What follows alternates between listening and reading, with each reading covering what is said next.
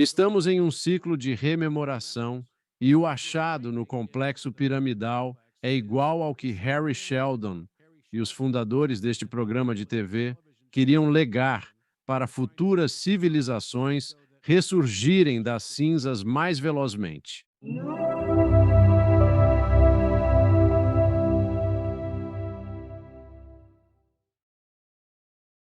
Seja bem-vindo ao programa Robert Edward Grant. Como está? Olá, bom estar aqui contigo. Muito obrigado por vir ao programa, meu amigo. Obrigado, Alex. Animado para conversar. Há muito tempo assisto seus programas na Gaia e meu público sabe do meu entusiasmo por esses temas. Creio que teremos uma conversa fascinante sobre espiritualidade científica e civilizações antigas.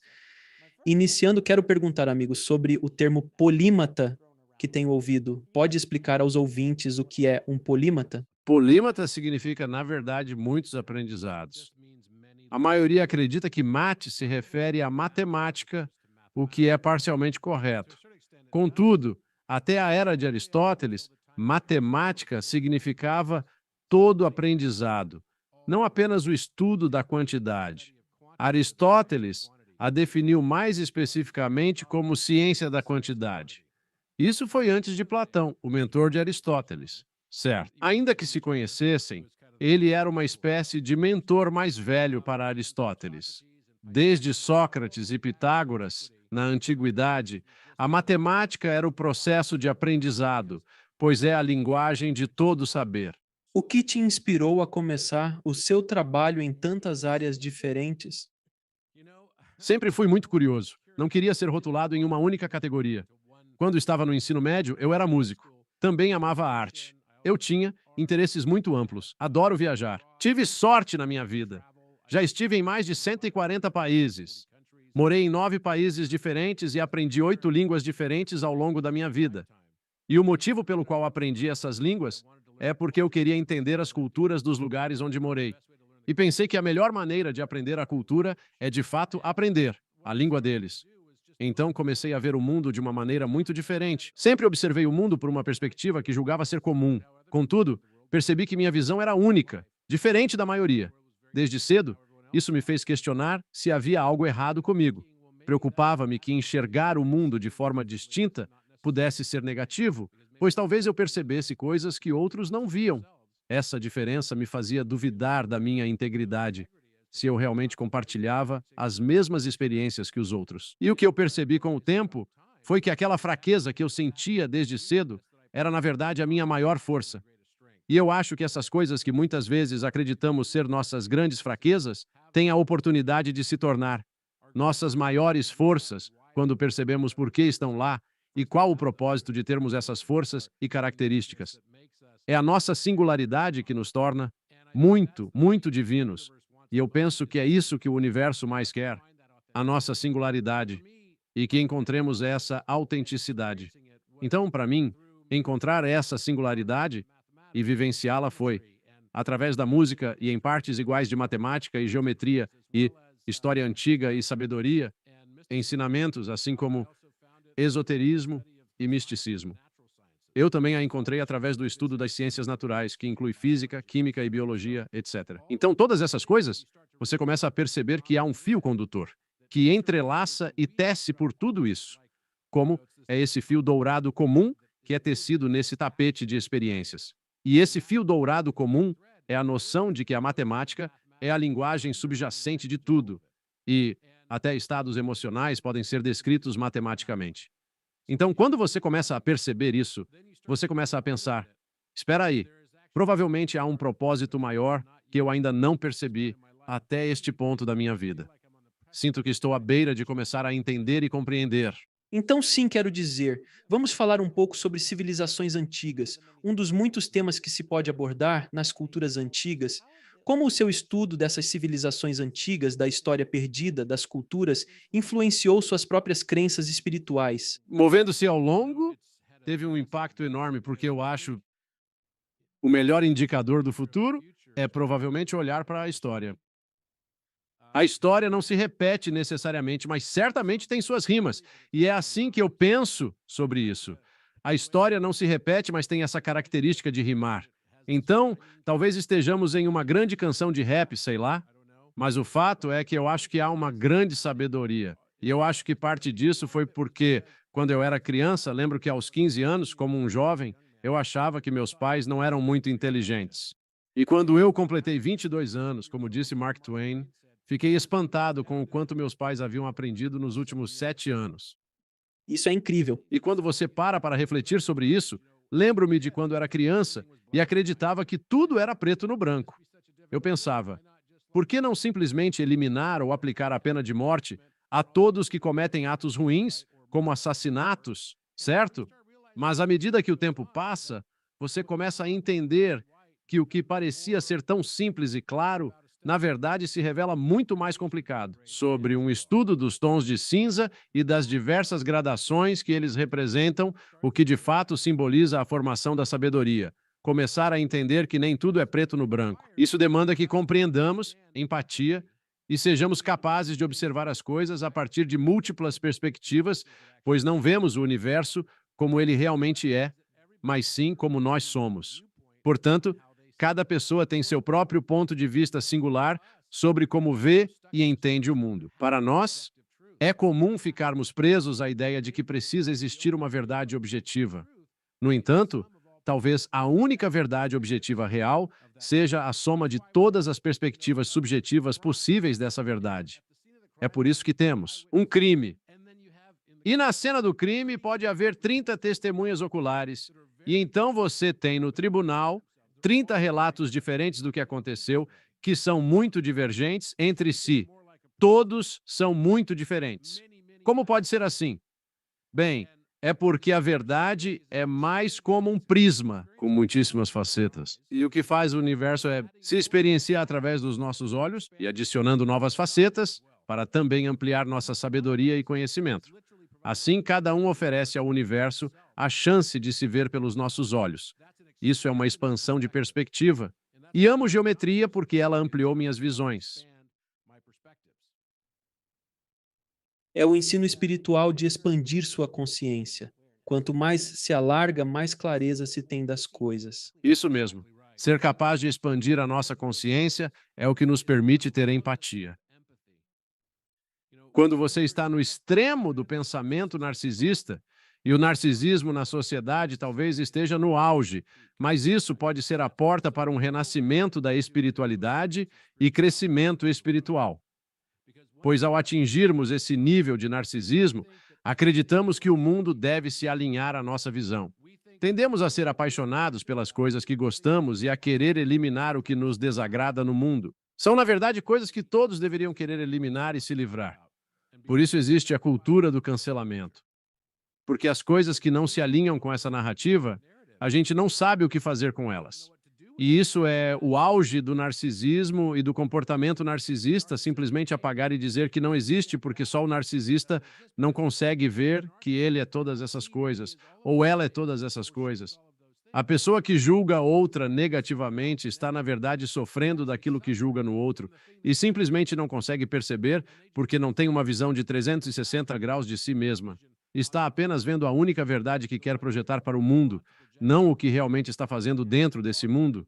E então, à medida que expandimos nossas perspectivas, começamos a perceber, espera aí, talvez a maneira como eu vinha vendo o mundo seja apenas uma perspectiva. E faço o programa justamente para expandir as visões das pessoas sobre coisas novas que talvez nunca conheceram, como essas conversas. Bem, e começa a ser uma epifania para as pessoas, porque elas começam a perceber que coincidência. As coisas que eu não gosto em mim mesmo são as coisas que eu julgo em todo mundo. Muito verdadeiro. Então atraímos tudo o que julgamos até que não julguemos mais tudo o que atraímos. E aí você começa a perceber que este mundo não é um mundo de materialismo, é um mundo de mentalismo. E esse mundo de mentalismo está diretamente ligado à nossa experiência e percepção com o I de saber. Estávamos falando sobre o que diabos sabemos? Certo. E estive com o Joe Dispenza semana passada no sul da Califórnia e pude encontrá-lo e conversar rapidamente. No camarote pouco antes de ele subir ao palco. É tão fascinante porque eu lembro quando vi Quem Somos Nós pela primeira vez. Acho que foi em 2009 quando eu assisti.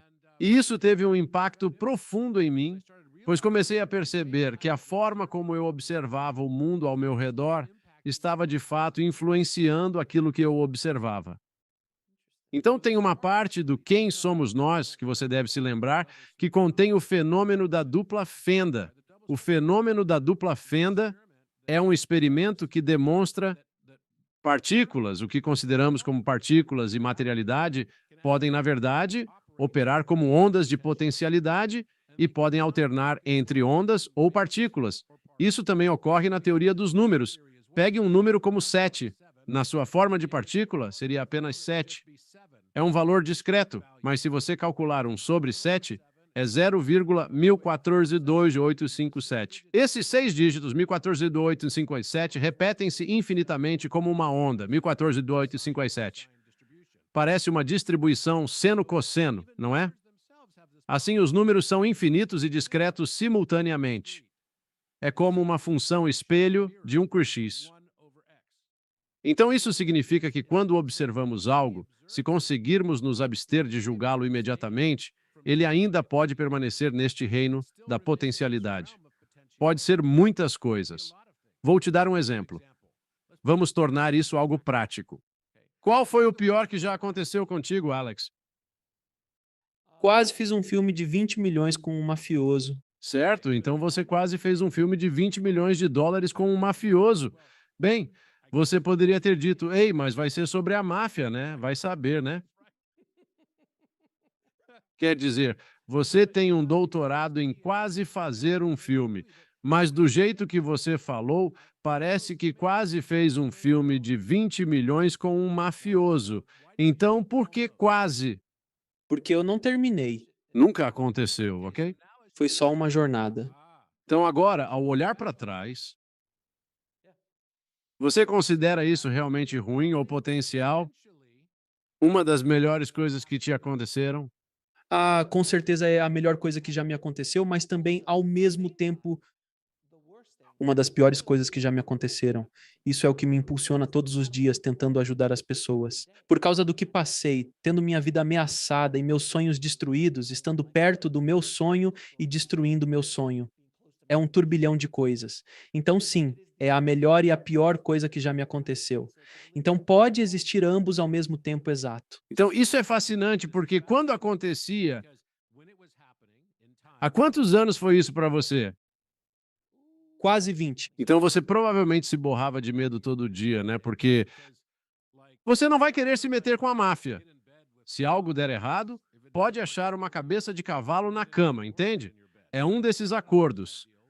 Claro, e aposto que ficou assustado e com muito medo naquela época, certo? Isso é justo? Mas olhando para trás, você pensa: nossa, isso definiu muito do que me tornei desde então. Isso realmente teve um grande impacto em quem você é, e no que você faz hoje e como você gasta seu tempo. Então agora você provavelmente olha para trás e pensa: nossa, que bom que eu fiz aquilo, ou que eu tive aquela experiência, porque eu aprendi tanto com ela. Agora posso te dizer, eu nem me lembro dos nomes dos professores no meu ensino médio e fundamental, que não me pressionaram, não me desafiaram e não me deram trabalho, certo? Lembro só de quem me desafiou, dos que creram em mim mais que eu mesmo e que de fato me fizeram viver um inferno na época. Mas agora, olhando para trás, não lembro dos nomes dos professores que pegavam leve comigo. E eu me recordo daqueles que impactaram profundamente minha vida e penso: sou tão grato por ter tido aquele professor, pois aprendi muito com ele. E embora tenha sido duro comigo, foi dele que mais aprendi. Então, eu tive essa experiência na última sexta-feira, na Cal State Fullerton, me homenageou com este prêmio por uma vida de liderança. E eu estava tentando pensar sobre o que eu ia falar neste discurso, certo? Porque eu já fiz discursos de formatura universitária e aquilo que eu fiz na Universidade Chapman há 10 anos também. E eu aproveitei aquela oportunidade para falar sobre todos os meus fracassos. Provavelmente no meio do meu discurso de 10 anos atrás, quando falava na Chapman, provavelmente todos pensavam: por que trouxeram esse cara? Tá deprimente, só conta fracassos dele. Que perdedor! Então interrompi e disse: vocês devem estar se perguntando, que diabos? Por que a universidade escolheu esse palhaço para falar? E eu disse: bem, a boa notícia é que, se tudo falhar, é uma turma de graduação, certo? Apenas se formando. Se falhar, podem voltar para o MBA, certo? Então todos riram. E eu disse: o motivo de compartilhar meus fracassos é que cada um levou aos meus maiores sucessos. Sou grato tanto pelos fracassos e desafios quanto pelos sucessos, até mais em muitos aspectos. Então, nesta última sexta-feira, fiz um discurso semelhante porque estava lá para agradecer a família e amigos e reconhecer todos que me ajudaram. Se alcancei algo, foi, como Isaac Newton disse, por estar sobre ombros de gigantes. Aliás, muitos não sabem, mas quando Newton falou isso, ele, na verdade, e cortando um colega com cerca de 1,40 de altura. E assim, ele era meio babaca. As pessoas não sabiam disso. E todos pensam: ah, que declaração humilde. É tudo uma questão de perspectiva, certo? É tudo uma questão de perspectiva. Então eu olhei e disse: minha vida foi uma série de sucessos maravilhosos e fracassos ainda mais maravilhosos, e os fracassos me definiram e me guiaram por um caminho que jamais me arrependeria de ter seguido. Na verdade, a vida não é assim em geral. Sou músico. Na música, temos esses tons e esses intervalos musicais, certo? Então, a terça maior é o som mais bonito na música. É simplesmente o dadá, aquele som lindo, né? Mas se eu pegasse isso e encontrasse seu inverso, então isso é um intervalo ascendente. Se eu pegasse o intervalo descendente dele, a versão descendente se torna uma sexta menor. E ao perguntar às pessoas o que sentem ao ouvir, você trabalha com cinema, certo? Nos filmes, a música cria ressonâncias de frequência que evocam emoções. Com o Darth Vader, usa-se a quinta diminuta e a quarta aumentada. Você pode induzir sentimentos específicos nas pessoas. Um filme de terror usa sons de baixa frequência para perturbar o público. Esses acordes e intervalos são obtidos por meio de cálculos matemáticos. Então, a terça maior é um intervalo de 5 por 4. Em afinação justa, afinação pitagórica, mas seu inverso é 8 por 5.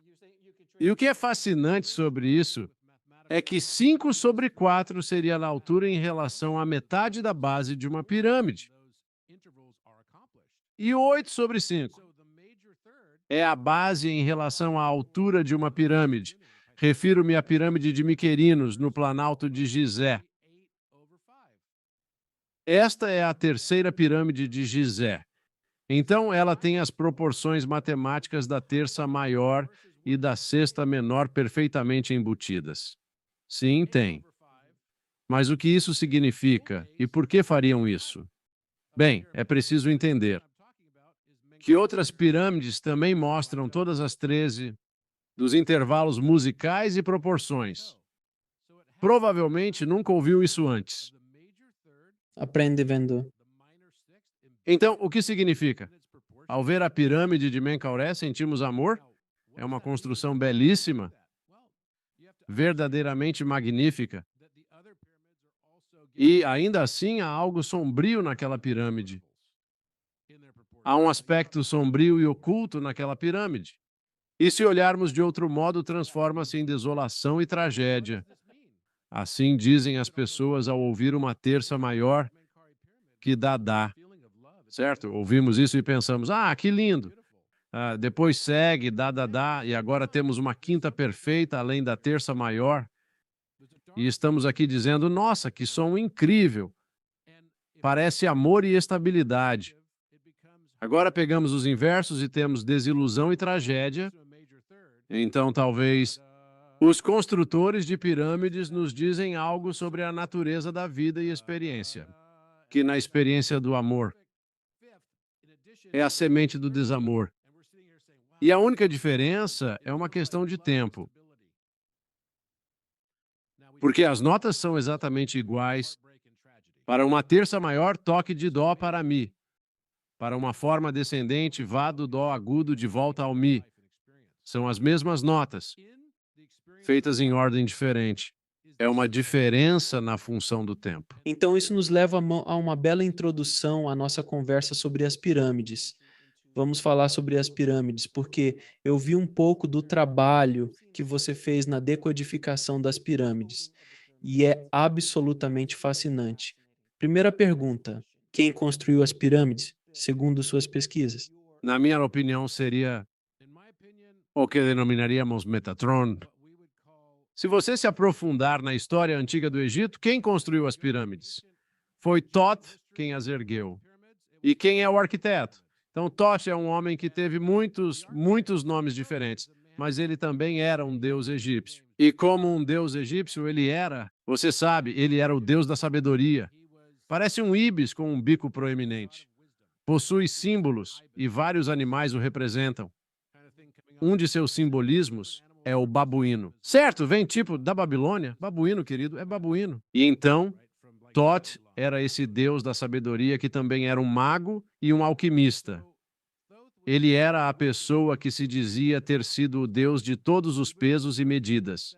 Então ele criou todos os sistemas de medição na história egípcia, até mesmo a forma como percebemos o tempo. O sistema matemático ajustável ao sexo teria sido criado por Thoth. Então é outro modo de dizer pensamento, que é meio profundo, mas existia um arquiteto egípcio a quem os egípcios acreditam, inclusive os do período dinástico, por terem construído a Grande Pirâmide e as outras duas no Planalto. Eles acreditam que o sujeito que fez isso foi um cara chamado Hem ou Herm, Herm Aeon. Então, um dos outros nomes para Thoth é Hermes, Trismegisto. Outro nome é Metatron, a forma angélica de Hermes. Outro nome é o que ele era antes de se tornar um deus, que era Enoque, um homem. Então, tudo que agora vemos, há evidências que acabamos de descobrir. Isso basicamente indica que o cubo de Metatron é a base fundamental da arquitetura de todo o Planalto de Géiseres. E você pode explicar o que é o cubo de Metatron? Então, o cubo de Metatron parece com... É uma forma muito importante. E a forma se parece com um Merkaba, certo? Se você sabe o que é um Merkaba ou uma estrela de Davi, são basicamente dois triângulos entrelaçados, certo, se cruzando. E eles representam o equilíbrio entre o masculino e o feminino. E no sentido antigo também representava, porque é mais sobre o equilíbrio energético. Representa a fusão do cérebro esquerdo e direito em um só. Exato. Então, o centro da criatividade, da imaginação. E todos os aspectos irracionais da mente residem no cérebro direito dos destros. O cérebro esquerdo é o centro do pensamento analítico, certo? Isso corresponde ao raciocínio lógico, a linha reta em contraste com a curva. Então, onde encontramos esse equilíbrio entre forma e função? Esse equilíbrio entre o masculino e o feminino? Esse equilíbrio entre funcionalidade e beleza? Exato. E conseguir ter um design realmente bonito é esse incrível equilíbrio que encontramos no meio.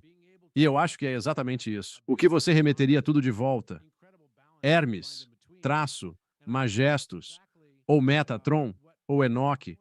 Todos eles representavam alcançar esse equilíbrio superior e sabedoria entre os hemisférios esquerdo e direito da mente. E isso te conduz a uma nova forma de consciência que eu gosto de chamar de coerência entre o cérebro e o coração. Conectando o físico com o espiritual ou consciente. Sim, é ambos, mas é também reconhecer que o mundo tem estado meio desequilibrado nos últimos milhares de anos em favor do cérebro, e mais voltado para o logos e menos para a intuição e menos para o coração e os aspectos emocionais. Não valorizamos tanto quanto deveríamos, eu acho. Historicamente tem sido assim.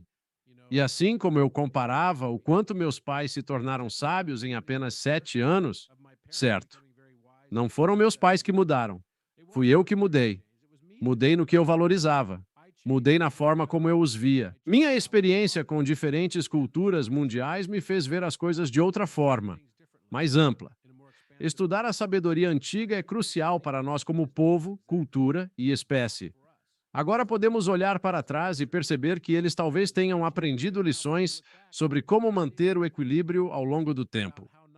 E talvez eles tenham tentado nos deixar algumas dessas coisas para que possamos aprendê-las no momento certo. E parte disso pode estar relacionada ao calendário de como vivenciamos o mundo através do tempo. Sim, porque tudo depende de um ciclo. Tudo meio que acontece, sim, exatamente em ciclos. Tudo meio que é revelado, as informações são reveladas em um determinado momento. É incrível como nos últimos 150 anos conseguimos fazer o que conseguimos fazer tecnologicamente, mas nos últimos 4.000 anos nem chegamos perto tecnologicamente, entre aspas, do que conseguimos fazer nos últimos 150. Por que de repente toda essa informação foi ativada? Por que de repente temos acesso a tudo isso e crescendo exponencialmente a uma velocidade que, se continuarmos nesse ritmo, nem sei, como disse Elon Musk, tipo mais 100 anos disso, mais 500 anos disso, vamos conseguir criar um ambiente ou uma simulação que você nem vai conseguir distinguir o que é real e o que não é. Acredito que estamos exatamente nisso. Antes de explorarmos a teoria da simulação num tema complexo, mergulharemos nisso depois. Voltando a Thoth, há teorias de que ele era Atlante. Se crê na, entre aspas, lenda Atlante a quem a considere verdadeira.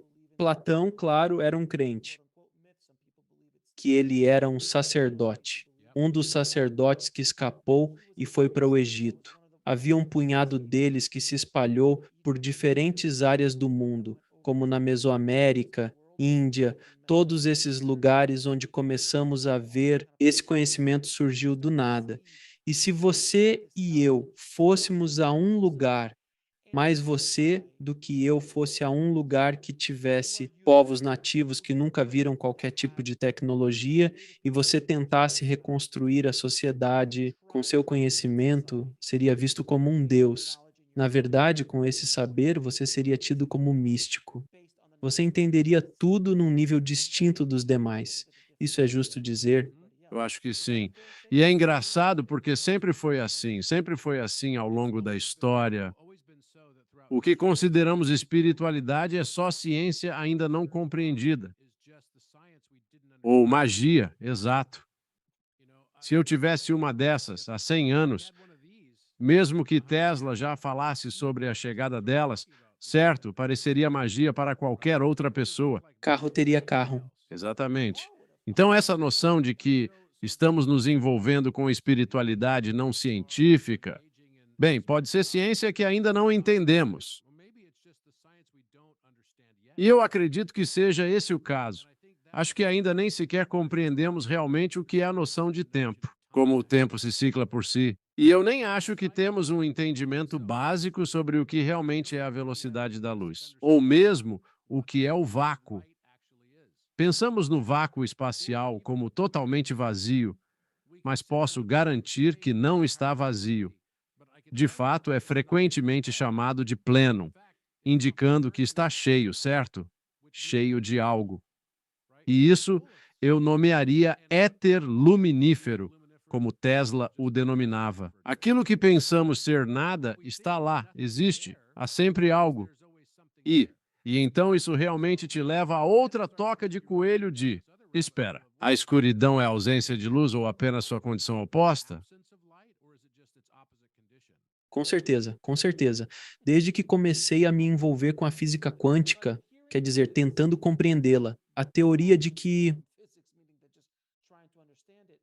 o espaço é de fato há algo entre os planetas porque, como mais a gravidade e os buracos negros poderiam existir da forma como existem, e começa a ver algumas dessas simulações mostrando e tentando explicar essas ideias. E faz todo o sentido, porque os físicos estão dizendo que o universo está se expandindo mais rápido do que a velocidade da luz, em teoria, certo? Isso está correto? Quer dizer, está se expandindo pelo menos aproximadamente a velocidade da luz, certo? E é isso que as pessoas têm dificuldade de compreender, porque, em primeiro lugar, o que é essa coisa escura que está se expandindo, que está fazendo com que tudo se afaste um do outro?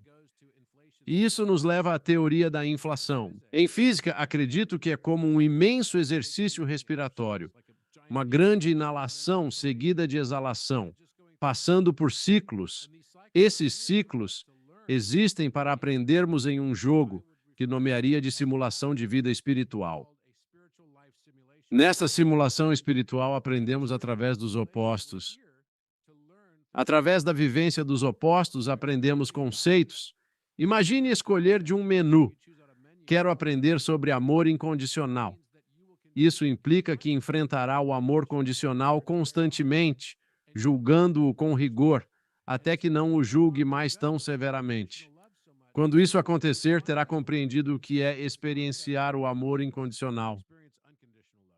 É pela experiência dos opostos que se aprende. Não há conhecimento do prazer sem também sentir a dor. E não é mesmo que o coração se parte. Ao enfrentar dificuldades, traumas e desafios, o ego quebra, mas o coração se expande. Assim, crescemos em aprendizado e amor, rasgando os músculos do nosso ser espiritual. É como você ir à academia, sem dor não há ganho. Mesmo conceito. Se você está numa simulação de vida espiritual, não vai escolher uma vida simples, porque não vai aprender muito. Quando eu estava na graduação, na faculdade, eu pensava, não preciso estudar tanto assim. Eu tirava boas notas de qualquer forma, então não ia me aprofundar muito. Eu podia fazer só o básico mesmo. Mas quando fui para a pós-graduação, pensei, sabe de uma coisa?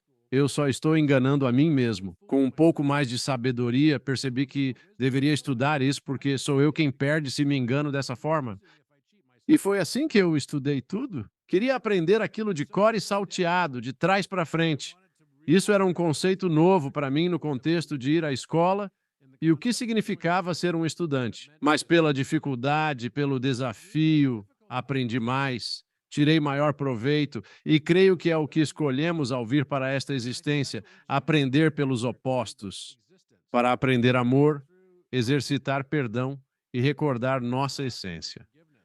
São esses os motivos de estarmos neste jogo, simulando a vida espiritual. Sim, e tudo o que você acabou de dizer foi reforçado por textos espirituais e sabedorias antigas às quais fui exposto.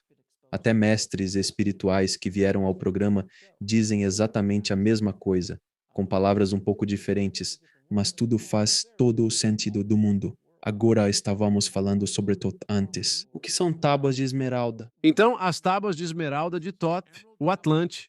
E eu gosto de me referir a isso como a tradução de Doreal, que foi um texto canalizado no início do século XX, e isso é um registro e uma história de Thoth. É uma história de Thoth. Eu li mais de 200 vezes e toda vez que leio ou ouço em fitas de áudio, eu extraio algo completamente inédito disso. Possui uma qualidade que é transcendente. Narra a saga de Thoth como um Atlante e como seu povo e sua civilização já estavam, efetivamente, além do seu apogeu, conscientes de que estavam adentrando um período de trevas. E assim, Thoth nos legou essas tábuas esmeraldas para que, quando o mundo estivesse preparado, as encontrássemos e utilizássemos para elevar nosso nível de consciência. E ele também conta uma história. E nas tábuas esmeraldas ele fala sobre ter sido associado à pirâmide, certo? E a grande pirâmide é a pirâmide da força vital da Terra. E essa pirâmide, ele afirma nas tábuas esmeraldas, ter sido construída por ele. Ele diz: construí eu a grande pirâmide. E ele diz isso em vários lugares. Construí eu a grande pirâmide. E então ele desafia o leitor a deitar no sarcófago. E os mistérios serão revelados a você. Então eu levei isso a sério. E fui ao Egito e deitei no sarcófago. Passei 13 noites na grande pirâmide agora. E foram algumas das experiências mais transcendentes de toda a minha vida. O que está acontecendo com você? Bem, antes de tudo, perceba que a grande pirâmide é como um instrumento musical. Então, a vibração. Ao entrar, sente-se uma vibração. É a antecâmara que te acolhe. Avança-se pelo grande degrau, o último antes do ápice da grande pirâmide. Depois, segue-se por um estreito corredor, onde é preciso se agachar, com cerca de 99 centímetros de altura. Caminhando por ali, encontram-se duas antecâmaras, uma muito pequena e outra maior. A menor é tão estreita que apenas permite que uma pessoa com os ombros justos consiga passar. Então você fica parado e eu devo caber com uns 2,5 cm de folga de cada lado. E, se você encontrar a frequência de ressonância certa lá dentro, que é de 117 Hz, a qual a grande pirâmide é 11 sobre 7, ou seja, a base pela altura. Então, 117 e 11,7 ao quadrado é 137. E esse é o número de vezes que o sarcófago cabe dentro da Câmara do Rei. E essa é uma constante matemática muito importante, chamada de alfa.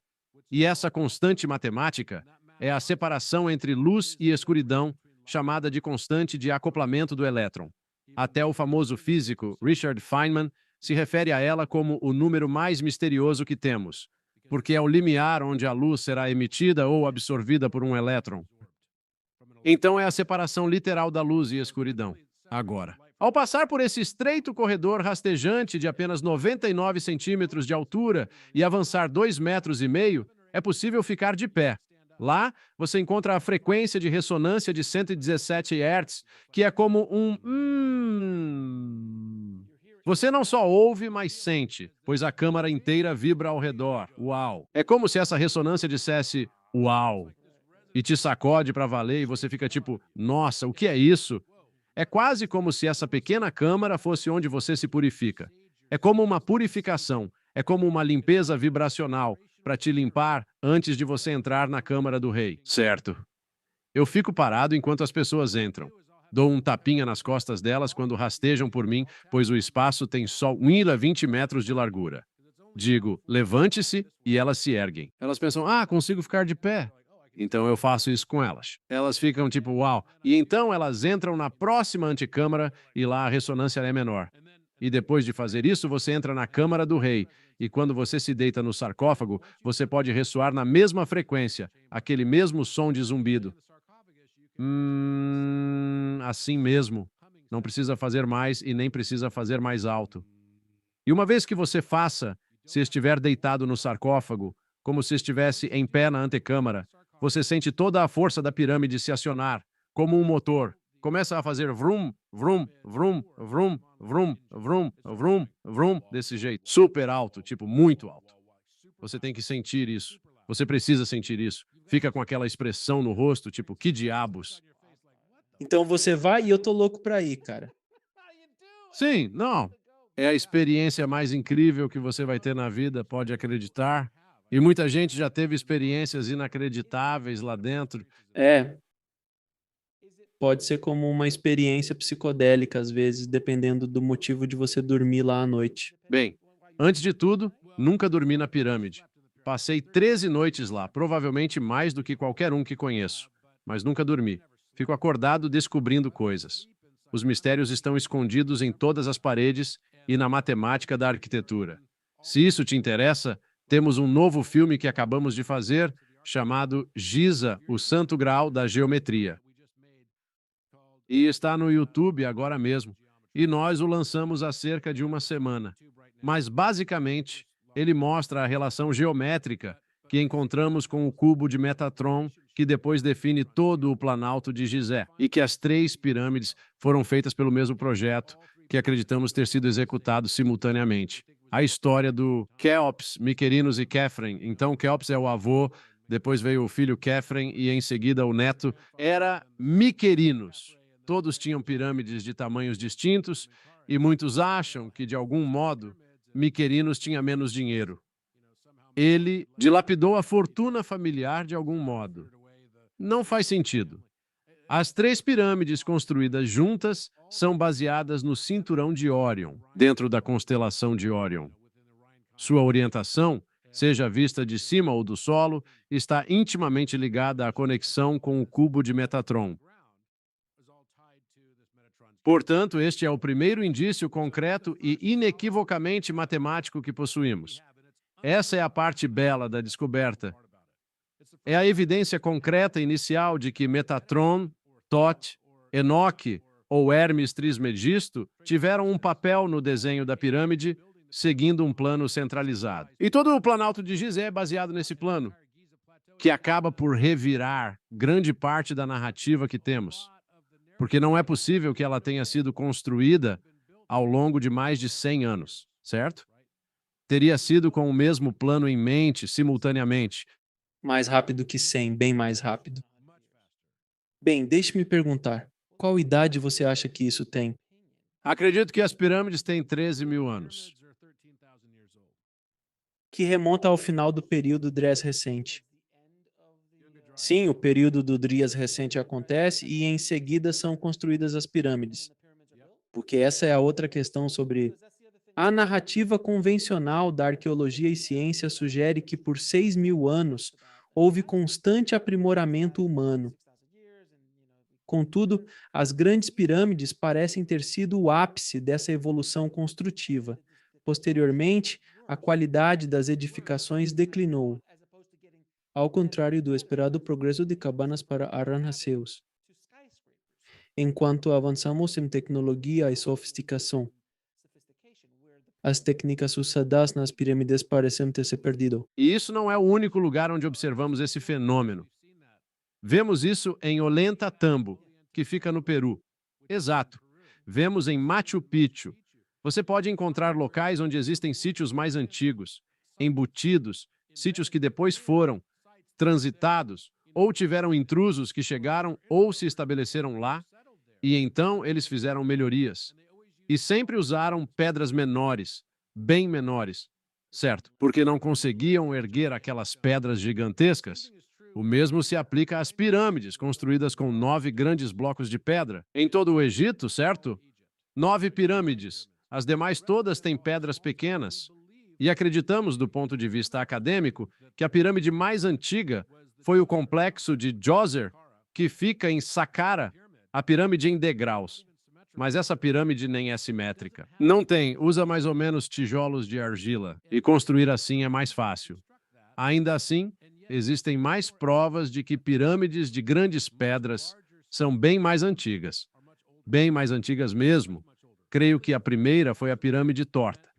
E vista do céu, tem formato de A. Então, a letra A é um símbolo que existe há muito tempo e representa também a constelação de Touro. E a significa Aleph, ou primeiro. Aleph significa o número 1.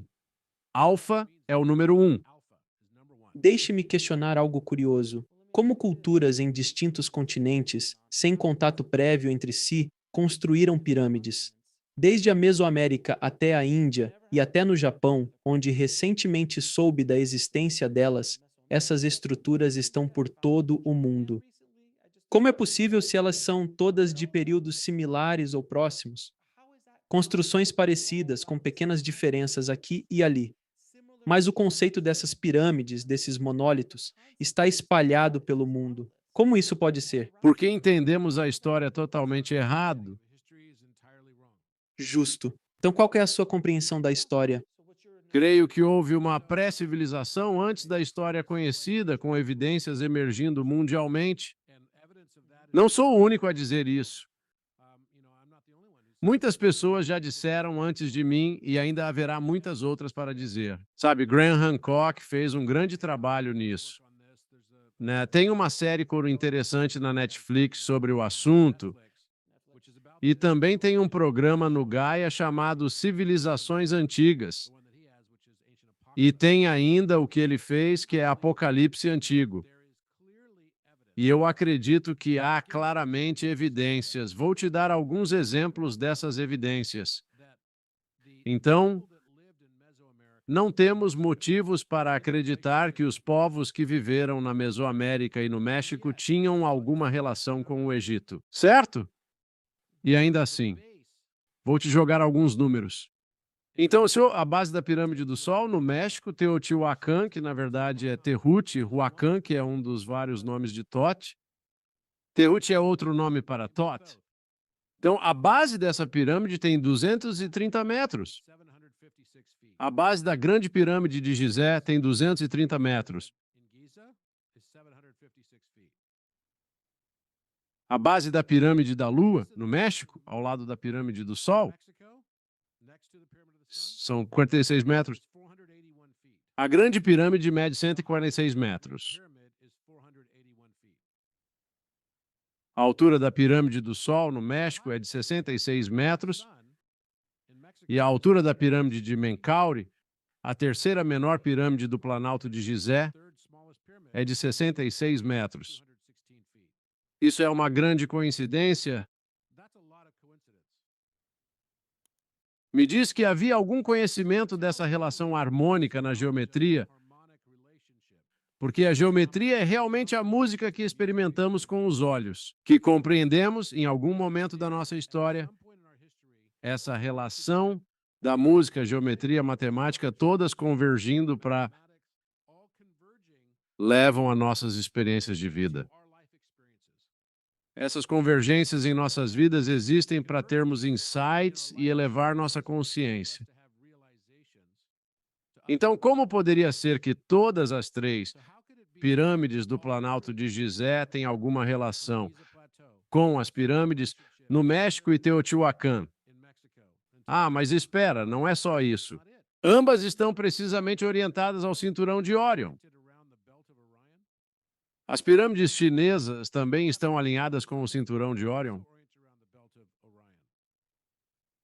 Como poderiam elas não estar conectadas?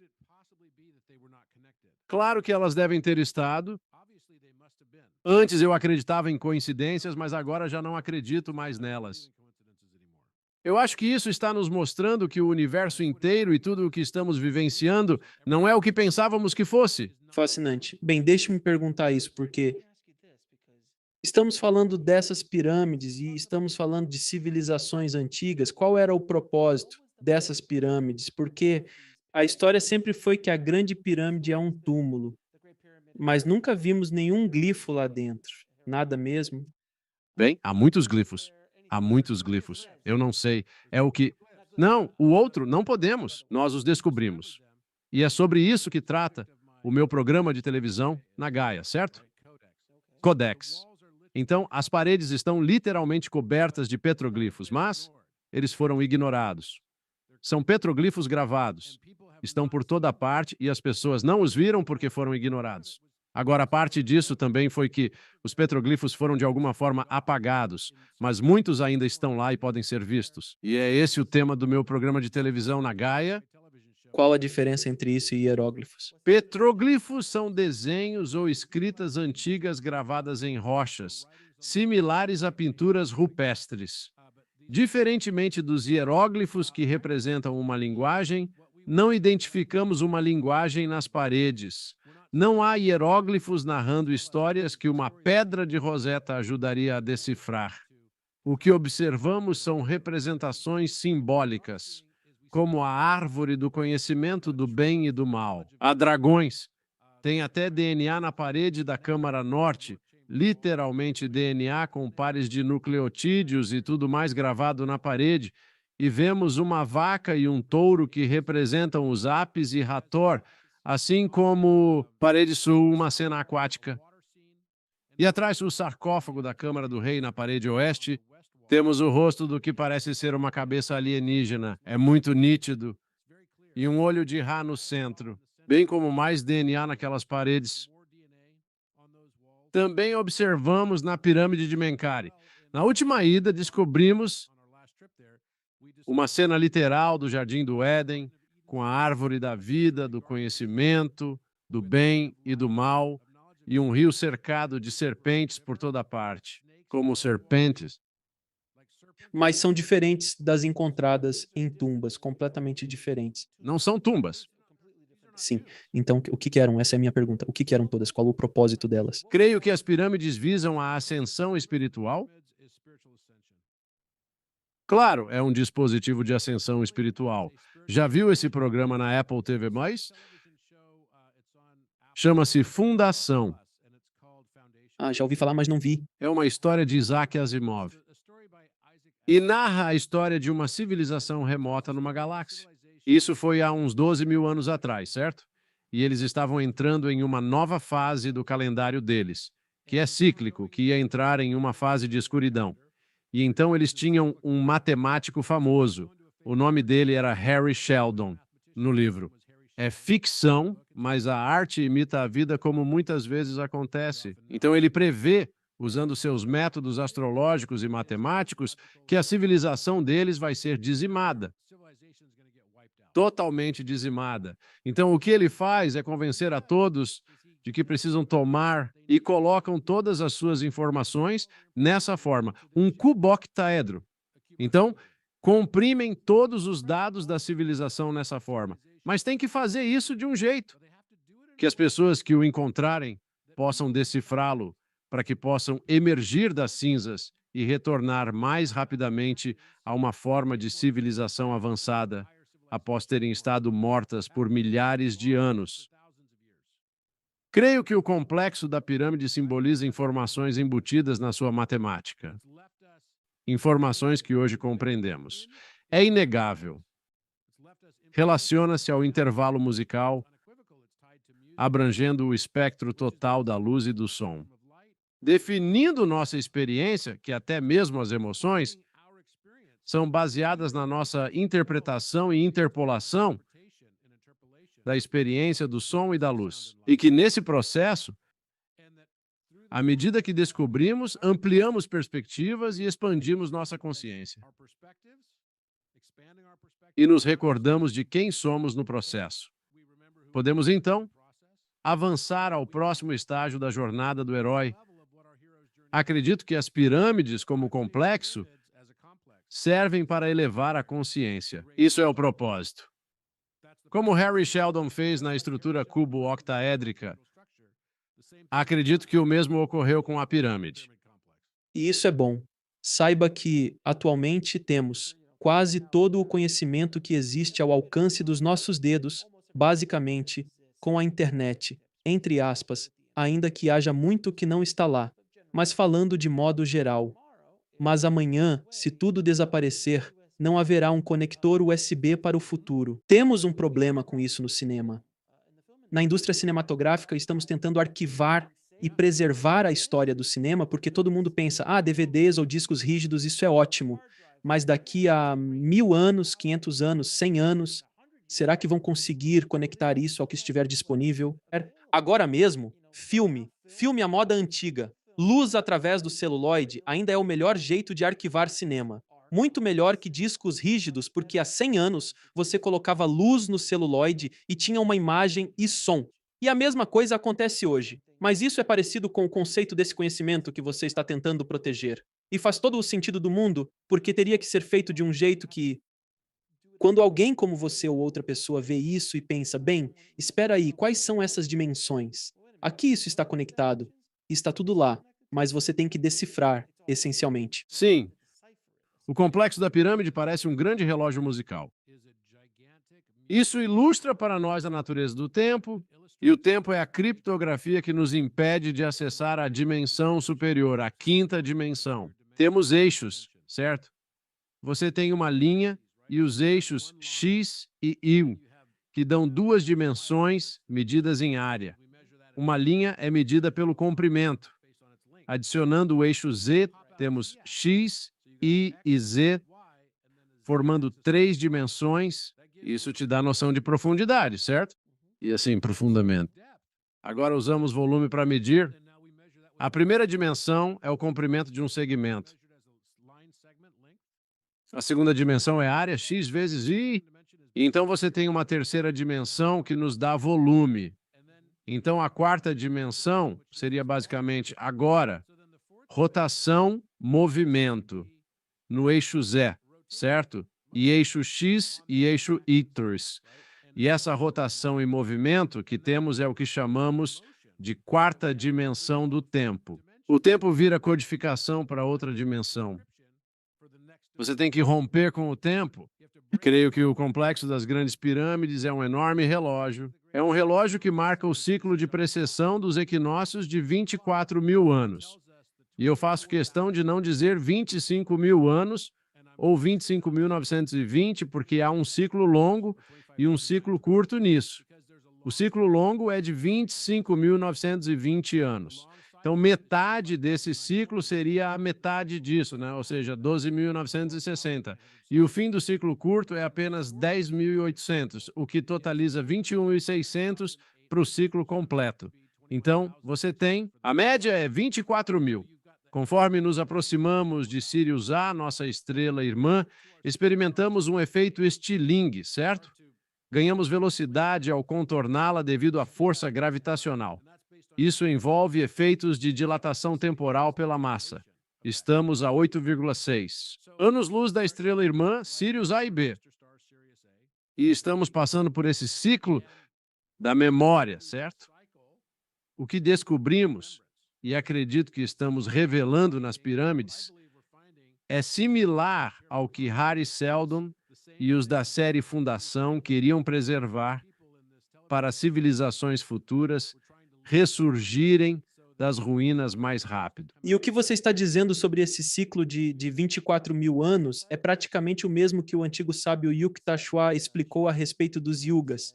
Exatamente. Os textos védicos, sobre os quais estamos conversando, poderiam ter uma antiguidade de até 10 mil anos.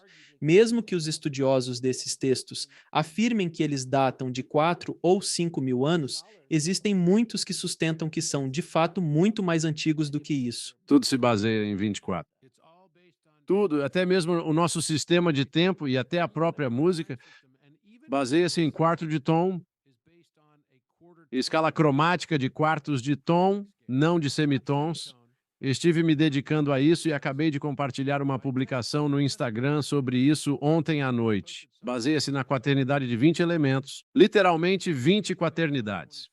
E vai até 24. E este também é o padrão de números primos. Descobri uma relação entre os números primos. Todos os números primos após o 3, como 5, 7, 11, 13, 17, 19, 23 e outros, ao serem elevados ao quadrado, resultam em um múltiplo de 24 mais 1, infinitamente e sem exceção. Publiquei um artigo sobre isso. A quaternidade é o modo como o universo opera. Por quê? Porque essa mesma estrutura do Kubak-Dehedron tem 24 arestas. Achate isso e ele se torna uma espiral módulo 24. Então, o ponto é que eu acho que as pirâmides foram construídas por Thoth.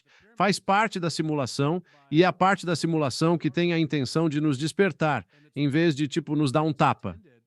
Acordar, certo? É como quando você compra aqueles alarmes matinais que realmente abrem as cortinas da sua casa devagar. Você tem a luz do sol chegando suavemente, não é abrupto. Vai acordando aos poucos ao descobri-la.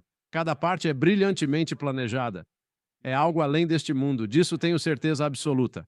Assim, quando olhamos por essa perspectiva, realmente começa a mudar seu paradigma e seu processo de pensamento, porque não são apenas as grandes pirâmides que fazem isso. Também é o Teotihuacan, o Chichén Itzá, Mohenjo-Daro. Eu poderia citar todos os diferentes locais sagrados ao redor do mundo. Eles todos estão nos dizendo a mesma coisa e estão contando a história da humanidade, passando pelo Duat, o mundo da dualidade. É a história de Osíris, assassinado por seu irmão e seccionado em 14 partes, ensinando-nos aqui pela vivência dos opostos. Estamos aqui para aprender a não julgar, não para julgar mais. Estamos para transcender o julgamento. Temos uma estrutura ao nosso redor que é toda sobre julgamento. Não queríamos que fosse fácil. Então agora você começa a pensar, espera, se você fosse um alpinista, viria a um mundo onde desejaria ter, sim, vou ser um alpinista, quero escalar o morro atrás da minha casa. Não, você vai querer escalar o El Capitan ou vai querer, você sabe, o Kilimanjaro, algo significativo.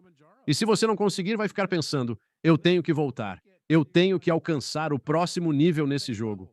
Isso está me deixando louco. Eu quero tentar de novo. Isso muda o contexto de tudo, porque as coisas que você escolheu, o que você decide aprender, será diferente do que todos os outros decidem.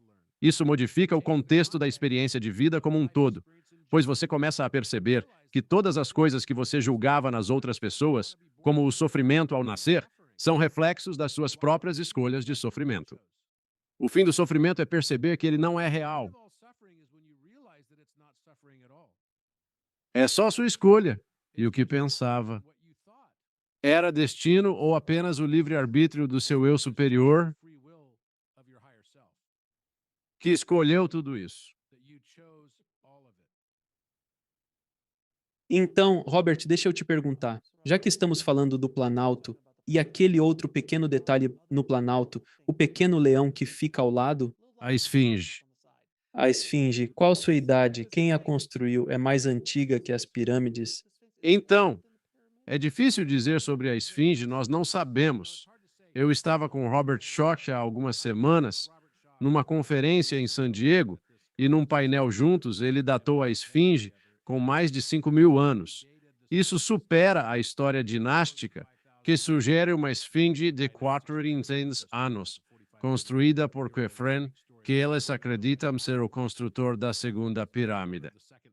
Mas, na verdade, o que nós encontramos agora e o que ele apresentou lá é a sua melhor convicção sobre isso, baseada na erosão da esfinge, é que ela tem aproximadamente 13.000 anos, de volta ao mesmo. Logo, segundo sua teoria, construída na mesma época.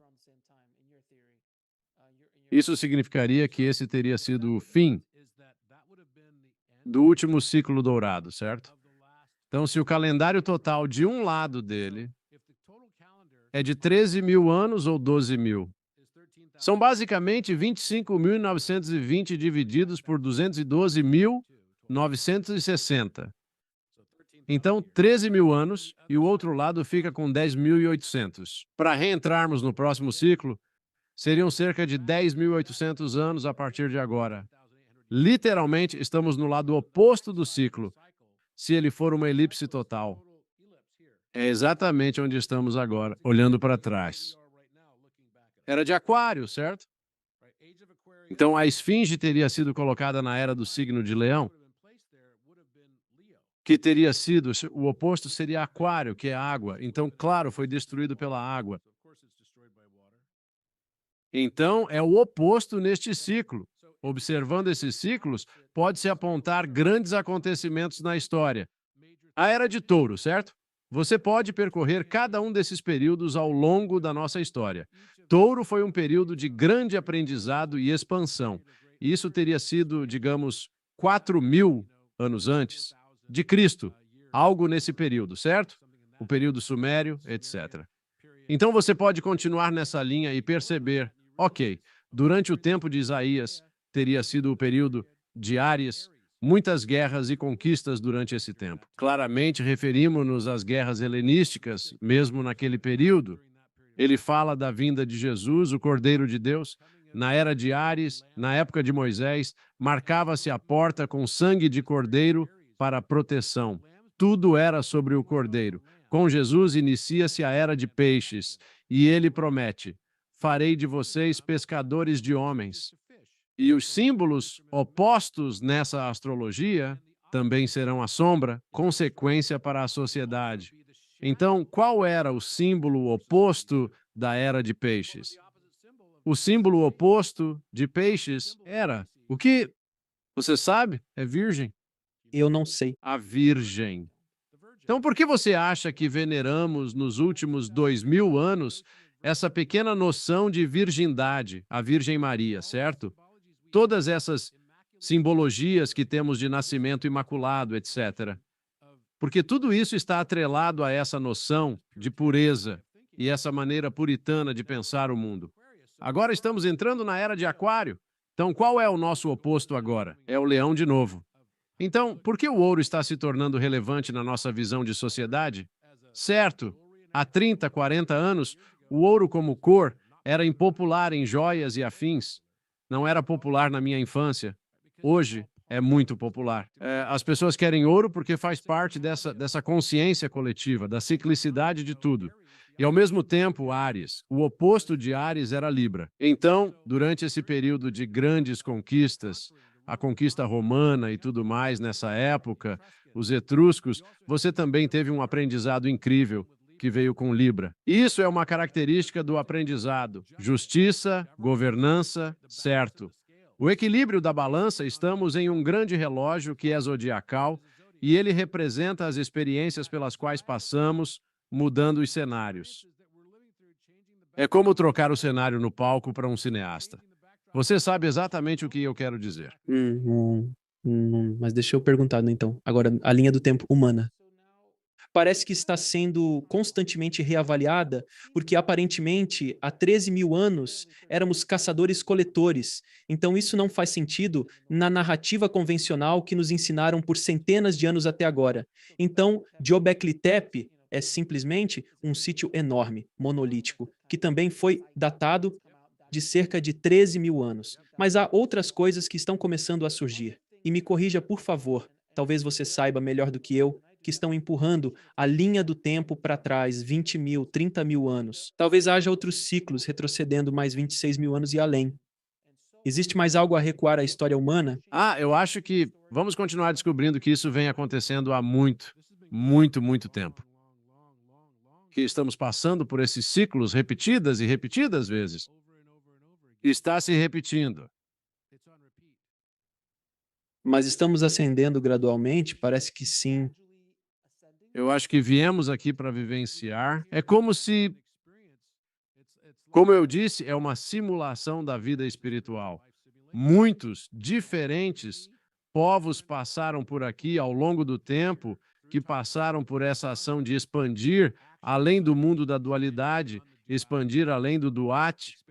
Quando Osíris foi morto, ele foi basicamente enviado para o Duat, o mundo da dualidade, que muitas vezes era descrito como o submundo ou inferno. Na verdade, este lugar pode ser um paraíso ou inferno, dependendo de como o percebemos. Parece que muitos me perguntam sempre: Robert, você diz que estamos tipo numa grande sala de fuga para escapar? E eu fico tipo, sim, exceto que parte do jogo é tal que a única maneira de você conseguir sair é transcendê-lo. E a única maneira de você conseguir transcendê-lo é aprendendo a amar ele, exatamente como ele é. Conversei com místicos, mestres espirituais e pessoas que tiveram experiências de quase morte, além de médiums. Todos relatam um fenômeno comum. Um despertar está ocorrendo agora enquanto falamos. Há um crescente entendimento de que estamos emergindo da escuridão para a luz. Isso explica os eventos tumultuados ao redor do mundo, pois é necessário expor as sombras para que a cura aconteça. Frequentemente questiono se este fenômeno é inédito. A resposta que recebo é sempre a mesma. De pessoas de todas as partes do mundo, todas dizem que isso nunca aconteceu na história da humanidade. Já passamos por muitos ciclos, como os yugos disseram, mas nossa consciência espiritual nunca atingiu esse nível antes. E é por isso que as almas estão tão ansiosas para vir durante este período. Concorda com isso? Não sei a resposta para essa pergunta, então não vou tentar responder. Claro, ninguém precisa acreditar no que digo. É como se você fosse descobrir tudo sozinho. Mas eu diria isso. Creio que vivenciamos vários ciclos, não é exatamente igual aos demais. Assim como creio na singularidade da sua impressão digital. Sua retina e íris são únicas, só suas. Seus olhos de perspectiva, pois aí começa a se perguntar: por que o universo faz isso? Por que criar esse elaborado jogo? E o que eu acredito é que a maneira pela qual o universo e a própria consciência-fonte se expandem é através da integração de mais e mais singularidades, perspectivas subjetivas. Isso alimenta um registro acástico de dados. Pense nisso como uma blockchain, que há uma blockchain que expande o universo e que remonta a expansão à velocidade da luz. Na verdade, não creio que a velocidade da luz seja sua velocidade real. Parece-me mais apropriado que seja a velocidade da nossa percepção. Para integrarmos novos conhecimentos, ocorre na velocidade da luz. A integração de novos saberes é verdadeira em escala universal. Por isso, o universo parece expandir-se a uma velocidade próxima da luz. De fato, expande-se a velocidade da luz. Mas então questionamos: a luz realmente viaja?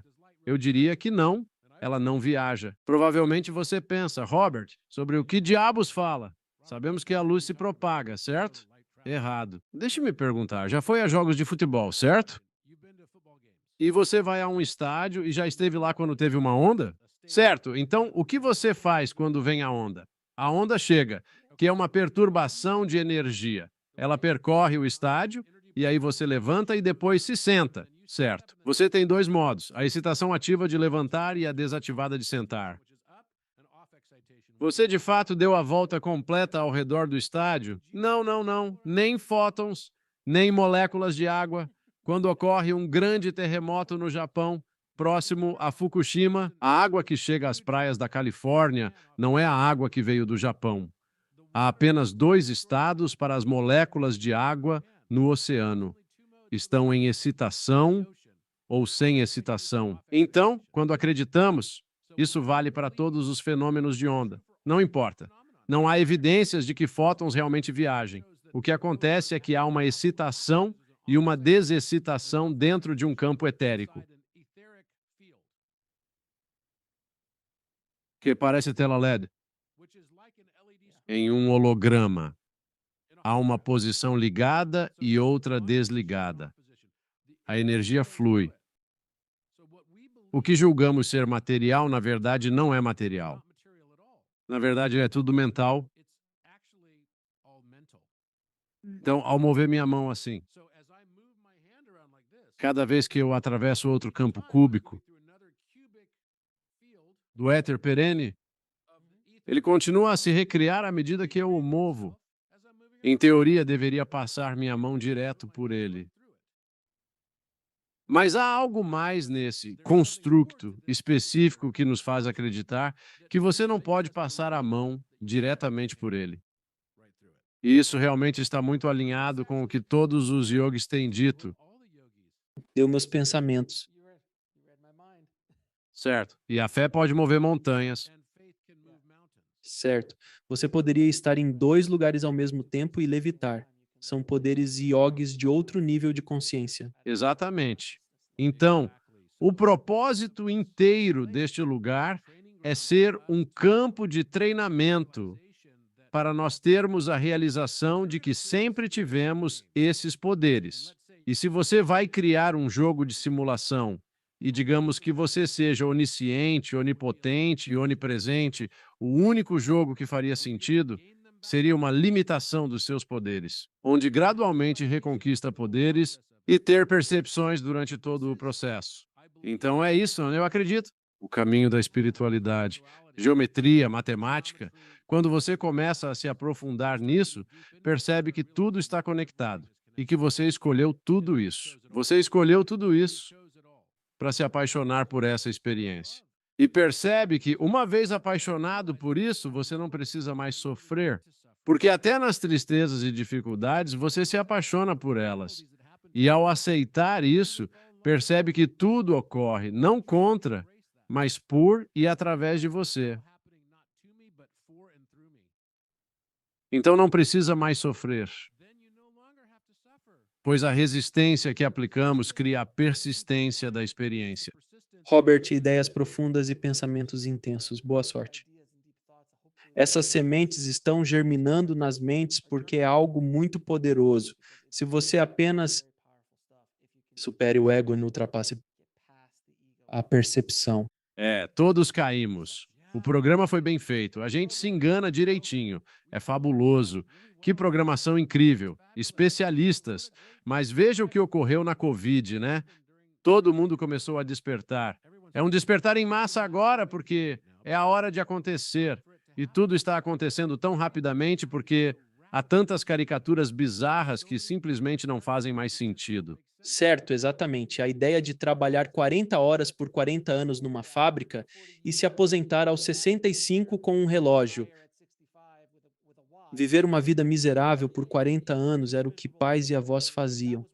Mas nossa geração, e certamente a dos meus filhos, olha e pensa: vocês estão loucos? Ah, eu sei.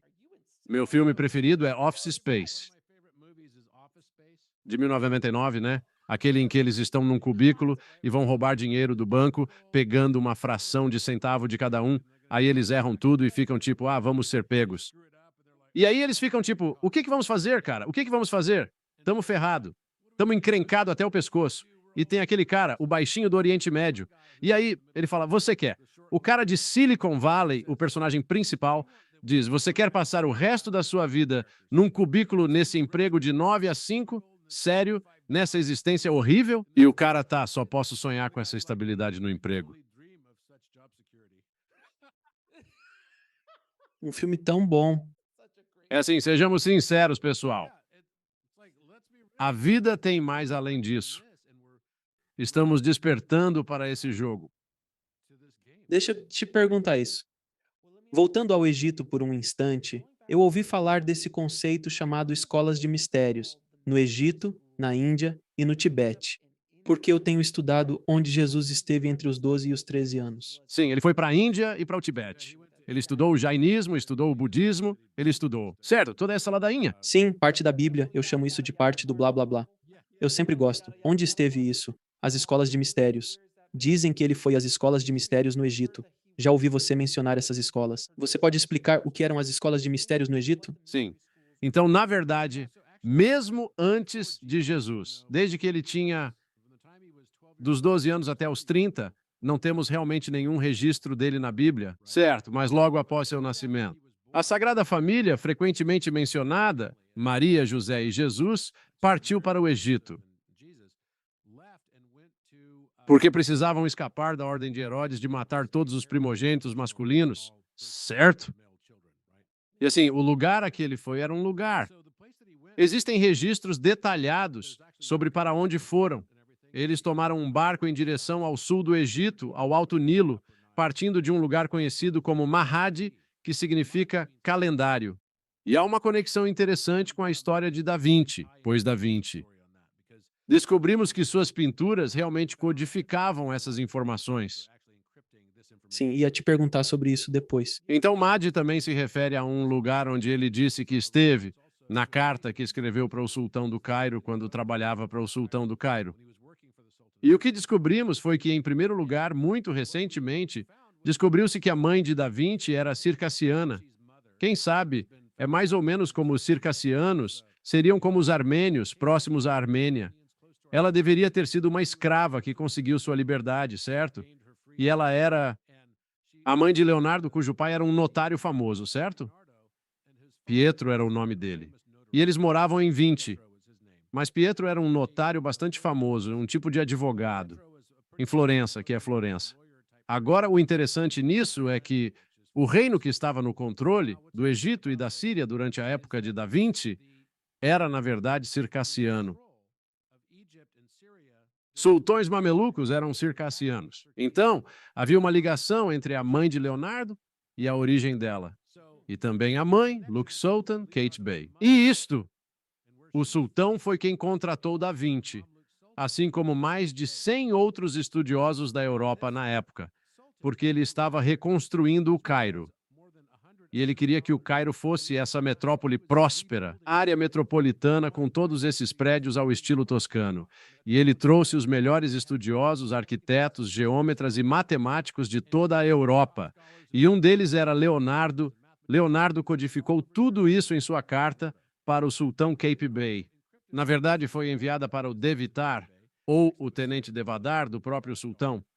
E ele conta toda a história de como trabalhou para o sultão e para onde estava indo. Mas ele criptografou tudo, falando sobre o Monte Taurus, que na verdade é uma referência à Grande Pirâmide, um dos nomes originais da Grande Pirâmide. E Ros Tal, que é Taurus ao contrário, é o nome original do Planalto de Gizé. Ele disse que morava nesta cidade movimentada e próspera, às margens de um rio que ele afirmava ser o Eufrates. Mas na verdade é o rio Nilo, os dois rios mais famosos do mundo naquela época, olhando do leste em direção à Grande Pirâmide ou Montanha do Touro. Essa referência seria de uma cidade chamada Calindra. Nunca existiu uma cidade no Eufrates, na Armênia ou Turquia com esse nome. Calindra remete a Kali, o dragão. O dragão, Dra vem de Dracos, a constelação do dragão. Kali é essa destruição. Exato. E muitas vezes uma referência que reconhecemos, pois vejo Yogananda ali atrás de você e todos os yogis que você estudou, sabe, falamos sobre Kali Yuga, é sobre isso que falamos. Exatamente. É uma referência ao tempo. Calindra está, por coincidência, nesta cidade chamada Calendário. Há uma cidade chamada Calendário na velha Cairo. E a capela principal, que é a capela copta, que se supõe ser o local onde Jesus e sua família viveram, em Mahad, em calendário. Quando esteve lá, tanto na sua infância quanto quando retornou pouco antes de sua entrada triunfal em Jerusalém, pouco antes de ser crucificado, exatamente quando estava montado no jumento, e ao voltar, havia ramos de palmeira e mais, para saudá-lo na cidade. Esse lugar é Maad. No centro dela há uma enorme capela copta, que foi uma das primeiras capelas cristãs, e é chamada a Catedral de São Jorge dos Dragões. São Jorge contra o dragão. Novamente, Calindra. Então Da Vinci codificou tudo. Então Maad é o lugar, e Jesus também foi à pirâmide. Ele passou a noite na pirâmide também, e foi lá com os apóstolos logo antes de voltar para Jerusalém. Toda essa história é bem documentada e bem registrada. E Da Vinci está tentando contar a história disso. A pintura da Última Ceia é, na verdade, um mapa da Câmara do Rei. É um mapa da Câmara do Rei. Quando você olha os detalhes, e nós fizemos isso. Então, confira o códice e você verá exatamente do que estou falando. Ele realmente mapeou tudo. A posição de Jesus, Alfa e Ômega, com Maria Madalena, é exatamente onde o Alfa Ômega foi descoberto. Na borda do sarcófago, na Câmara do Rei, no mesmo ponto, acima dele e acima da janela, atrás dele, na Última Ceia, está algo que parece um frontão. E esse frontão tem a forma de um olho de Ra. Há um olho de Ra no exato mesmo ponto na parede da Câmara do Rei. E há um touro e uma vaca na parede direita, ou parede norte da Câmara do Rei também. Exatamente onde há um criptografado no tapeçaria na Última Ceia também. Então isso nos diz algo muito mais profundo. Exato. Jesus foi ao Tibete. Eu fui encontrar o Dalai Lama em 2019 e ele me disse que tinha todos os registros da visita de Jesus ao Tibete. E eles o chamavam de Asa. Asa era o nome que eles usavam para descrever um homem palestino que veio há cerca de 2000 anos ao Tibete e aprendeu a ser um monge budista, entre outras coisas. E ele era um Rai Lama. Então essa é exatamente a história que o Dalai Lama conta sobre Jesus. E há um ótimo livro sobre os anos perdidos de Jesus vivendo na Índia, que você também pode encontrar acesso, e isso teria sido entre o período em que ele tinha 12 anos até os 30 anos de idade. Mas o que Jesus estava ensinando?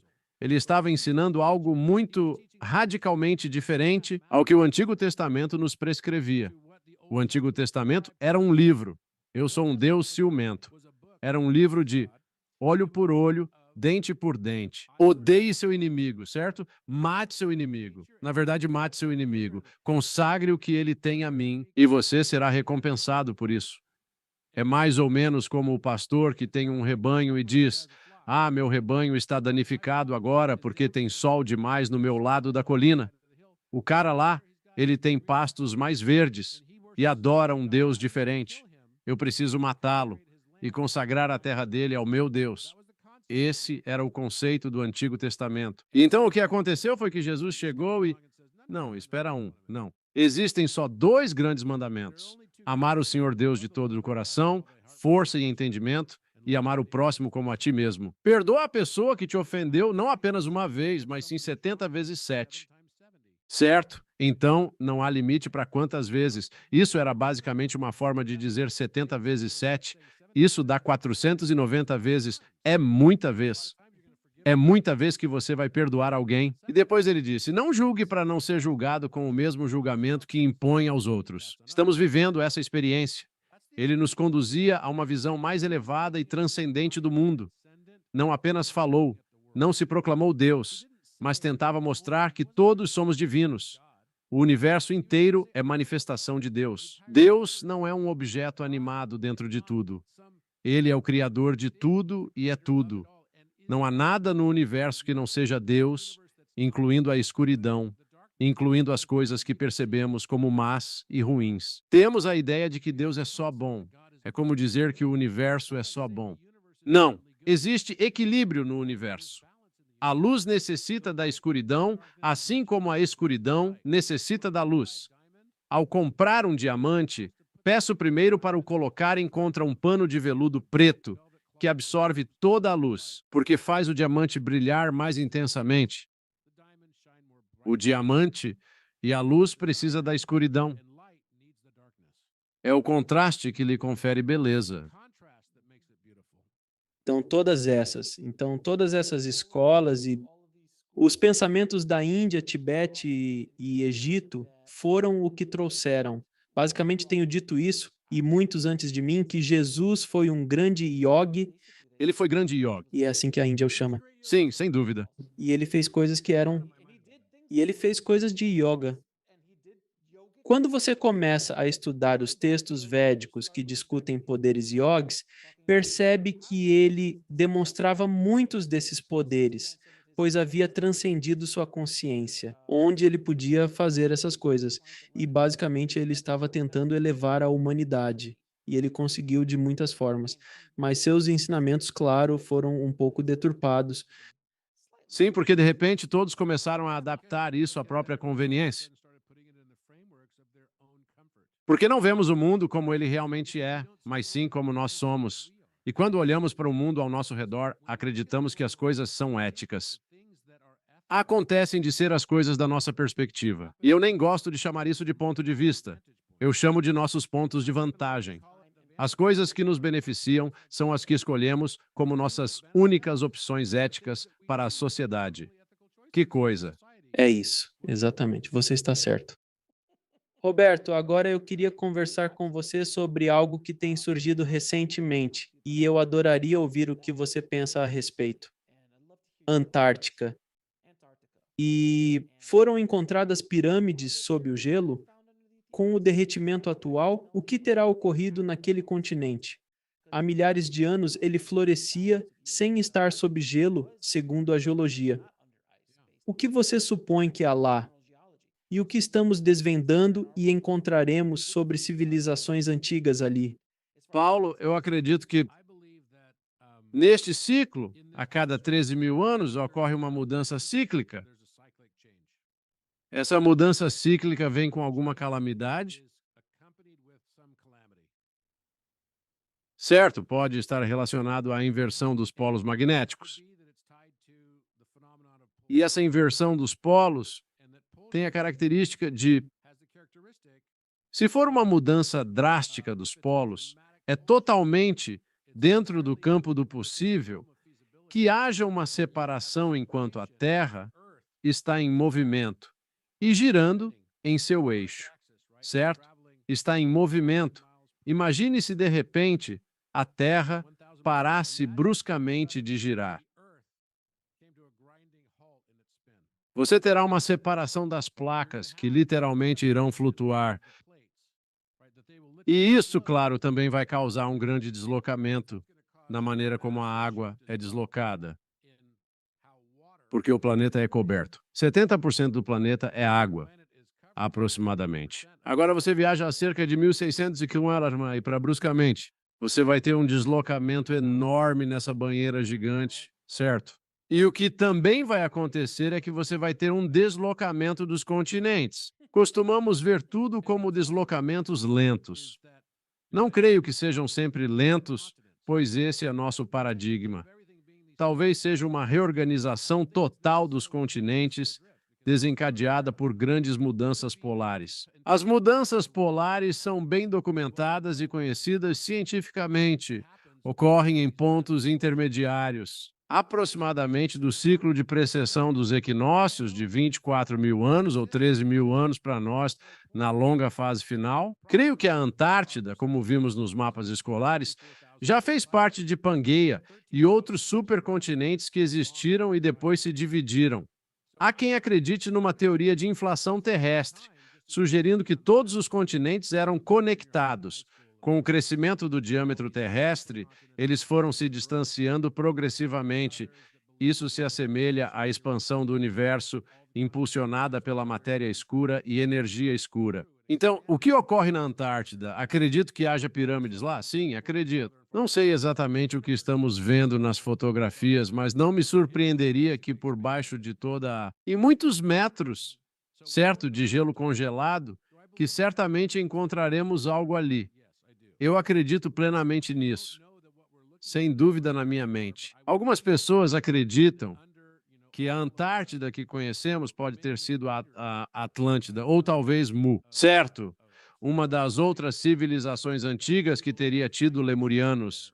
A Atlântida foi apenas o fim do ciclo, mas a Atlântida foi construída pelos lemurianos, e essas eram as pessoas de fato do que chamaríamos de Pacífico. Ilhas, certo? Seguindo então. Sabe aquele triângulo que se forma do Havaí à Ilha de Páscoa até a Nova Zelândia?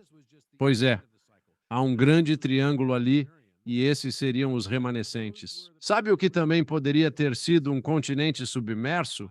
Que teria relação com Lemúria e Mu. E é isso que pessoas como Rudolf Steiner sugerem, certo? Mas o fim daquele ciclo teria, antes de suas calamidades, culminado com Atlântida. Atlântida não estava, eu diria, no auge da civilização. Eles estavam meio que regredindo do seu ápice. Eles estavam regredindo em sua consciência e tinham que descobrir maneiras de manter seu nível de consciência enquanto seu mundo começava a mudar. Imagine pessoas literalmente se tornando cada vez mais ignorantes com o passar do tempo, porque já não tinham acesso à sua intuição, não tinham mais acesso a nada, exceto ao que era material, a forma. De uma época e período em que tinham acesso livre a essas coisas na sociedade, e por isso conseguiram criar locais incríveis como o Planalto de Gizé, como Tehuti, Huacan, como Angkor Wat, Mohenjo-Daro, todos esses lugares pelo mundo que simplesmente não conseguimos entender como chegaram lá tão perfeitamente. E eu acho que agora a história humana está prestes a se expandir de forma bastante dramática. É nisso que acredito. E não posso dizer muito mais sobre a Antártica. Não posso fornecer mais detalhes neste momento, pois precisamos de mais evidências para realmente entender isso nesta fase. Mas é algo concebível? Sem dúvida alguma que é. Como você mencionou, né, no fim de Atlântida as pessoas estavam se tornando mais burras. Muitos ouvintes atuais podem dizer que estamos regredindo intelectualmente, mas eu observo o contrário. A ascensão das pessoas. Eu vejo a curiosidade nas pessoas. Mas sim, há muitos que ainda estão presos ao mundo material, nessa dualidade, nesse contraste mundo. O que você diria às pessoas que pensam que, na verdade, não estamos subindo, mas sim descendo? Que estamos em declínio? Eu acho que estamos fazendo ambos. Digo isso porque toda ação deve ter uma reação oposta e igual. Para certas pessoas expandindo-se para a quinta dimensão, 1/5 é 2. Algumas entrarão na dimensão plana. Tipo, literalmente está acontecendo uma expansão da consciência junto com uma contração dela. Não dá para ser de outro jeito. Olha qualquer filme, tá bom? Senhor dos Anéis. Assim que começa essa batalha pelo Anel de Sauron, o Anel do Poder, os orcs aparecem. Mas quando os orcs aparecem, quando Gandalf o Cinzento torna-se Gandalf o Branco, e a magia retorna à Terra de uma forma mais poderosa do que nunca antes. Poderia dizer que é uma expressão de luz. Se já teve uma jornada psicodélica, sabe que as cores mudam. Você vê cores que nunca tinha visto antes, porque elas têm uma qualidade dourada e iridescente, que é como um ouro neon, muito legal e bonito e tudo mais. Mas não são cores que estavam na sua caixa de lápis de cor padrão quando você estava no jardim de infância. Mas para que possamos ter o aumento da magia, a manifestação, essa transcendência na Terra, a escuridão tem de ficar densa para que a luz se manifeste como o diamante que brilha intensamente. Diante de um tecido de veludo preto, deve haver esse aumento na não dualidade e um aumento simultâneo na polaridade. No cenário mundial atual, é incontestável que algumas pessoas estão se expandindo de forma inédita. Contudo, devemos ser gratos àqueles ancorados na terceira dimensão, pois permitem nossa ascensão a níveis superiores de experiência. porque sem elas não conseguiríamos. Conseguiremos trazer o restante da humanidade nesse despertar eventualmente, entende? O que eu acredito é que isso entra na questão de todos estão aqui para ascender, Eles não estão. Sim. e é aqui que você tem muita gente ao longo da história falando sobre isso. E a Bíblia também menciona esses 144 mil, exato, e números assim, e você meio que pensa, como pode ser apenas 144 mil? Essas são perguntas muito profundas que, sinceramente, eu não sei responder. Mas eu não acredito que todas as pessoas nesta vida escolherão ascender. Agora, Robert, farei algumas perguntas que faço a todos os convidados. Poderíamos conversar por horas e você precisa voltar ao programa, pois há muito mais para discutirmos. Mas por hora, algumas questões rápidas. Qual é a sua definição de viver uma vida plena? Viver uma vida é entender quem você é e entender o que veio aprender aqui. Ao começar a aprender o que veio aqui para aprender, você lembra quem realmente é. Então tudo muda ao perceber que o universo acontece a seu favor, não contra. Acontece para e através de você. Cada experiência vivida foi escolhida por você, buscando aprender um conceito ou princípio. Assim, o mais desafiador se torna a bela realização. Viver uma vida plena é estar em paz e em harmonia com isso. Perceber que, não importa o que lhe aconteça, você pode se entregar e será cuidado. E isso significa, ou muda tudo. O contexto de tudo se transforma quando você adota esse novo significado. Não se trata de eu ter que lutar contra alguém, eu ter que ter um vilão para combater, eu tenho que ser o herói, porque todo vilão que já existiu sempre acreditou que era o herói. Sem dúvida. É permitir-se transcender esse sistema de crenças e construção e perceber que há mais na verdade objetiva que é realmente justa. Você só tem visto uma faceta dela. E buscar, em vez disso, ver cada vez mais facetas dela e aprender mais. E nesse contexto, percebe-se que quanto mais aprendo, menos sei. Como você define Deus? Eu acho que já disse antes, eu penso que Deus é o universo inteiro. Não há nada neste universo que não seja Deus. Tudo é divino. Não existem coincidências. Eu não acredito em coincidências. Acredito em coincidências apenas quando não vejo o padrão por falta de perspectiva ampla. Para mim, o universo é padronizado. Rejeito a entropia. Crio geradores de números aleatórios, mas não na aleatoriedade real. Percebi que sempre que procurava um padrão, encontrava um, sem exceção. E se eu me dedicasse, eu poderia basicamente desvendar todos os padrões. O que consideramos entropia deveria ser visto apenas como nossa ignorância. É a zona do não sei o que não sei. Não significa que não haja um padrão. Significa apenas que ainda não identifiquei esse padrão. O universo inteiro é um equilíbrio do que consideramos, do que entendemos e do que podemos construir em nossas mentes e entender o porquê de estar lá e o propósito disso. E então também é limitado por todo tipo de outras coisas que simplesmente não sabemos. E as coisas que não sabemos, como não gostamos de dizer que não sabemos, chamamos de entrópico ou aleatório. Não, é só a fronteira onde o conhecimento acaba e a ignorância inicia. E ao percebermos que a entropia marca o fim do saber e o começo da não sabedoria. Então isso também muda nosso contexto sobre tudo. Porque antes de a humanidade descobrir o que era o PI, ela não sabia que havia uma relação entre o diâmetro e um círculo. Ao entendermos a relação entre um diâmetro e um círculo, isso gerou várias descobertas em diferentes campos, certo? Podemos agora estender essa fronteira, onde o saber termina e a ignorância começa, cada vez mais.